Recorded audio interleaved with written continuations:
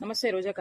Confuse అవ్వకు. నిన్నే అంటే నీకు డైమండ్ రాణి అని పిలిపించుకోవడం అలవాటు అయిపోయింది కదా, మళ్ళీ కన్ఫ్యూజ్ అవుతావేమో అని క్లారిటీ ఇస్తున్నా నీకే రోజాక. ఇప్పుడే నీ ప్రెస్ మీట్ చూసిన.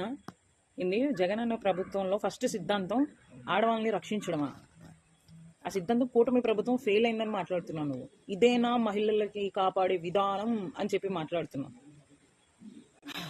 తమరు అధికారంలో ఉన్నప్పుడు ఏంటి 1-2 రేపులకైనా అని ప్రెస్ మీట్ పెట్టారు. నీపై ఏం చర్యలు తీసుకున్నాడు ఈ జగనన్న? రెండోది, ఆడవాళ్ళతో అసభ్యంగా మాట్లాడని మీ నాయకులు, అరగంట అని చెప్పి మాట్లాడిన నాయకులకి మళ్ళా ఎమ్మెల్యే టికెట్లు ఎందుకు ఇచ్చావు జగనన్న? నాకు ప్రెస్ మీట్ పెడుతుంటే మాట్లాడడానికి అయితలేదు, వాళ్ళ మీద ఎటువంటి చర్యలు తీసుకున్నావు, ఎంతవరకు శిక్షించావు చెప్పు జగనన్న అని వెళ్ళి అడుగు. అడిగిన తర్వాత సమాధానం చెప్తాడు కదా, అదొచ్చి ప్రెస్ మీట్ పెట్టు. కూటమి ప్రభుత్వం ఫెయిల్ అయిందా?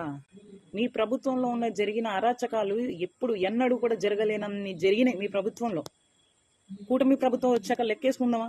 అసలు 100 సార్లు చెప్పుంటాం, వచ్చేటప్పుడు ప్రెస్ మీట్ పెట్టేటప్పుడు ఆచితూచి మాట్లాడడం నేర్చుకోమని. అబ్బే మన తోరని మారదు.